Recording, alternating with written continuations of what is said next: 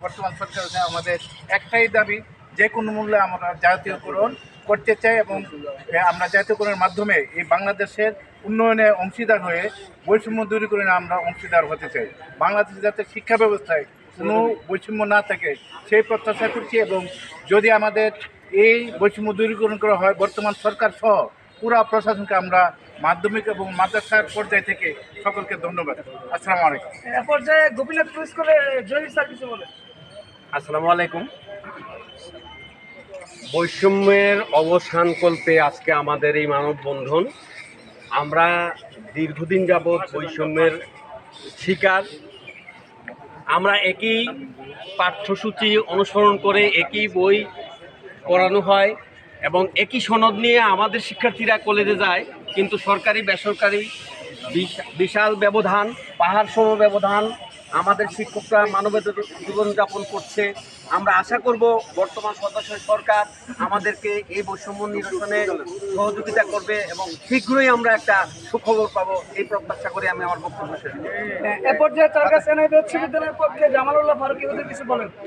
মাহমুদুর সাল্লাল্লাহু আলা রাসূলিল কারীম। এই বৈষম্য ছাত্র আন্দোলনের যারা শহীদ হয়েছেন তাদের আত্মার মাগফিরাত কামনা করে আমি আমার আলোচনা আরম্ভ করেছি। আমরা আসলে অনেক দিন ধরে এই জাতীয়করণ বিষয়ে অনেক সমাবেশ, আন্দোলন, মানববন্ধন করেছি, কোনো ফলপ্রসূ হচ্ছে না।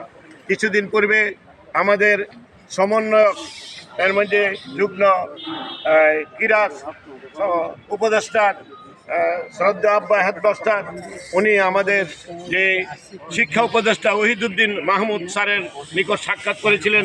উনি আশ্বাস দিয়েছেন যে আমাদেরকে বৈষম্য দূর করবে এবং সরকারি থেকে এমপিভুক্ত শিক্ষা প্রতিষ্ঠানকে উনি সরকারিকরণ হিসাবে প্রধান উপদেষ্টার সাথে আলোচনা করে আমাদের এই কষ্ট লাঘব দূর করবেন।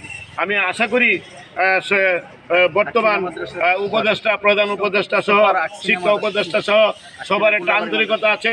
ইনশাল্লাহ আমাদের কাজ ফলপ্রসূ হবে।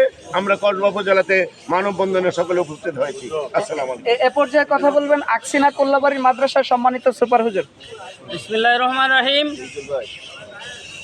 আমরা কসবা উপজেলার মাধ্যমিক লেভেলের স্কুল মাদ্রাসার সকল শিক্ষক এবং প্রধানরা মানববন্ধনে একত্রিত হয়েছি উপজেলা পরিষদ চত্বরে।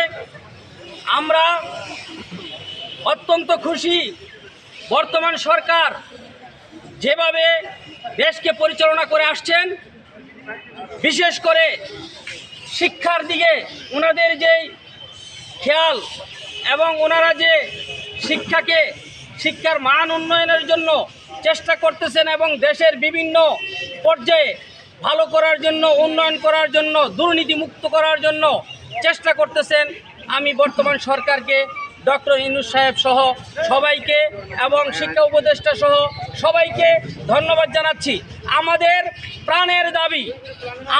প্রাণের দাবি কিছুক্ষণ আগে আমার স্যারেরা বলেছেন, আমরা একই বই সরকারি স্কুলে এবং বেসরকারি স্কুলে প্লাস আমাদের মাদ্রাসা সহ একই বই পড়াচ্ছি, অথচ আমরা চিকিৎসা ভাতা পাচ্ছি 1000 টাকা, 500 টাকা, এইভাবে পেয়ে আমাদের জীবনযাপন, মানবেতর জীবনযাপন করা হচ্ছে। কি বলেন আপনারা?